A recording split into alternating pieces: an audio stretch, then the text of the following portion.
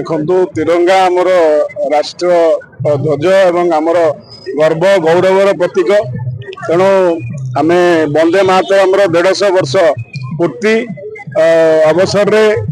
क्रांति दिवस ठू आरंभ अगस्ट 9 तारीख जो कथा आमर प्रिय नेता जगन्नाथ भाई जो विषय रखुले तेणु आम क्रांति दिवस रु प्रत्येक गाँ गाँव रे प्रत्येक साई बस्ती रे प्रत्येक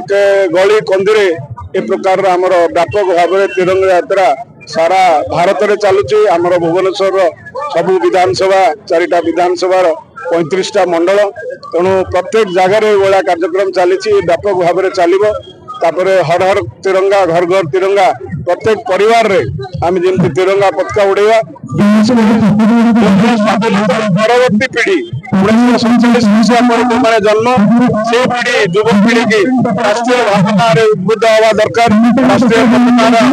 सम्मान करवा एवं राष्ट्रीय भावना विशेषकर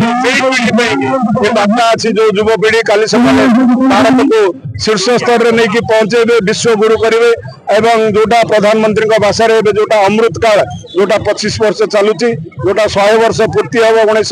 2047 मसीह भारत स्वाधीनतार 100 वर्ष पूरा क्रांति द्वितीय क्रांति कथा अच्छी युव समाज राष्ट्रीय भावना उद्बुद्ध करवा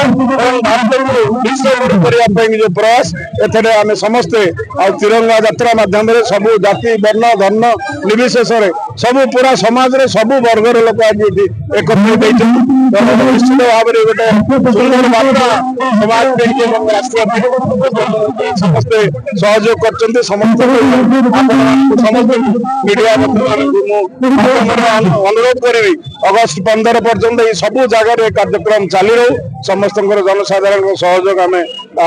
कामना कर जो संकल्प नहीं 2047 विकसित भारत गठन करने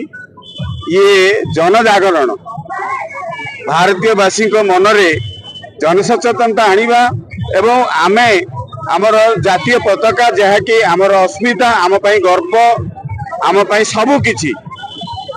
ताको आमे हाथ में धरिकी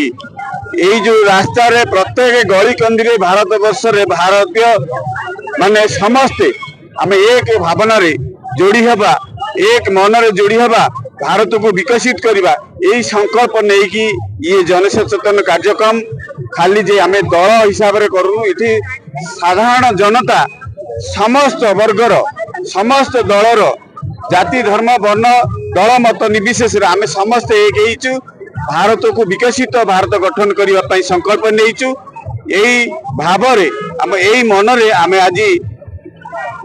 9 तारीख रु अगस्त क्रांति दिवस रु आरंभ करी अगस्त 15 तारीख पर्यंत यात्रा जारी रही तिरंगा यात्रा घर घर तिरंगा हर घर तिरंगा आम 13, 14, 15 यशस्वी प्रधानमंत्री नरेंद्र मोदी का आह्वान को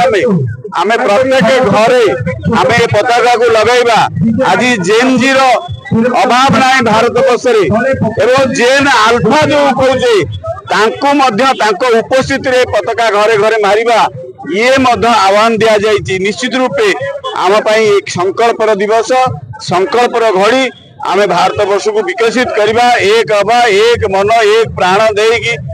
आम भारत वर्ष को एक भारत श्रेष्ठ भारत गठन करवा यही संकल्प रे मध्य भुवनेश्वर अंतर्गत नवापल्ली मंडल आज सीआरपी छक ठारू आम डीएवी स्कूल छक पर्यंत आम शोभा यात्रा आसिलु जातीय पताका को धरिकी सम्मान सहकारे आम नारा देकी एक भारत श्रेष्ठ भारत नारा देकी आमे आसिक ये जगह पहुंचीचु एवं समस्त को मु शुभेच्छा अभिनंदन जनाऊँगी समस्ते आमे भारतीय एक आमे समस्ते आगु को बढ़िबा देश को विकसित भारत भाव गठन करवा यही संकल्प नवा आज मुहूर्त समस्त को बहुत बहुत धन्यवाद।